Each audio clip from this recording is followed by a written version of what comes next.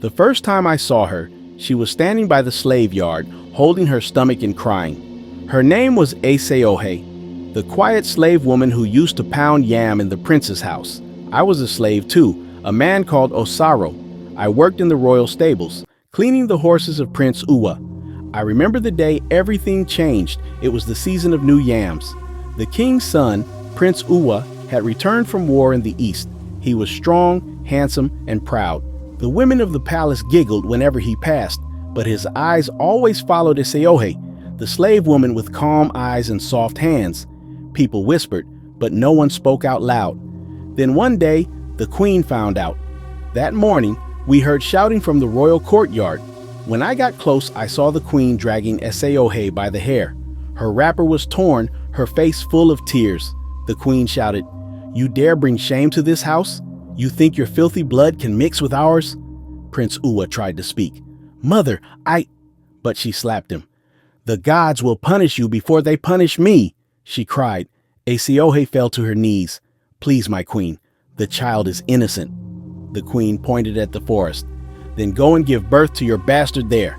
And just like that, she was chased from the kingdom, barefoot, bleeding, and alone. I wanted to help her, but I was just a slave. I could only watch as she disappeared into the trees. Years passed. The palace forgot her name, but the land did not forget her curse. First, the crops failed. Then raiders from the neighboring land of Uromi began to attack. They burned our farms, stole our women, and killed our soldiers. Even Prince Uwa led men to fight, but he never returned. They brought his body home, tied to a horse, his armor broken.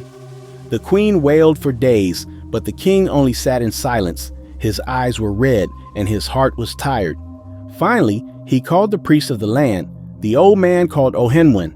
The priest threw his cowries on the ground. He looked at them, then looked up with fear. He said, "The gods are angry. You sent away a woman of destiny. Her child carries the spirit of vengeance and protection. Until you find her, your enemies will not stop." The queen trembled. "You mean the slave?" The priest nodded. "Her daughter is now a grown woman.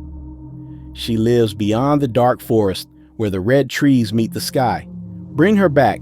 Only she can save us." The king sent messengers, but none returned.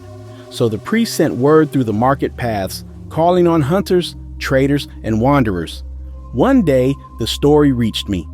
I was still a slave, but older, and the years had made my hands hard. I remembered Aseohe's face and her eyes. I decided to go.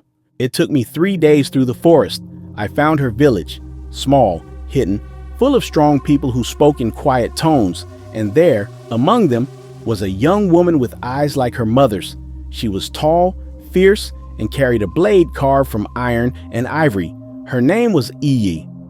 When I told her who I was and where I came from, she did not smile.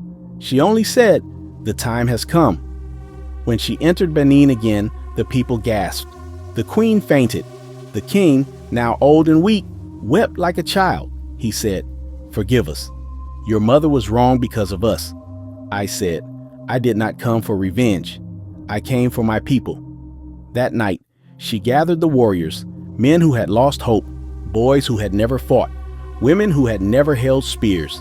She trained them herself, day and night, until the sound of drums returned to the kingdom. The next full moon, the Uromi raiders came again, but this time they met fire. I watched from the hilltop as Aye led the warriors. Her blade flashed under the moon. Her voice echoed through the valley. She fought like a spirit. They said she could not be cut, that arrows curved away from her. By dawn, the raiders were running, leaving their dead behind. Benin was free again. The people shouted her name, "Iye, Aye, daughter of Aseohe, the protector of the land." And for the first time, I saw the queen kneel before a woman she once called slave. The king grew sick not long after. Before he died, he called the council and said, "My sons are gone, but this land still needs strength. The gods have shown us the heart of a ruler, and it beats in a woman." And so, for the first time in the history of our kingdom, a woman sat on the throne. She ruled not with pride, but with mercy. She freed the slaves, including me. She built walls, markets, and schools. People began to call her Oba Iye, the woman king. Now I'm an old man. I live by the river, free at last. Sometimes I hear the palace drums in the distance, and I smile. I think of Eseohe, the woman who was cast away in shame but gave birth to a savior. I think of Iye, her daughter, who rose from the forest to wear a crown. They taught me something no chain could ever silence. Lesson. In the words of old Benin, the palm tree that bends early will still touch the sky when its time comes. So, never despise your small beginning. The forest that hides you today may be the same ground where your crown will rise tomorrow. If you enjoyed this video, subscribe, like, and share.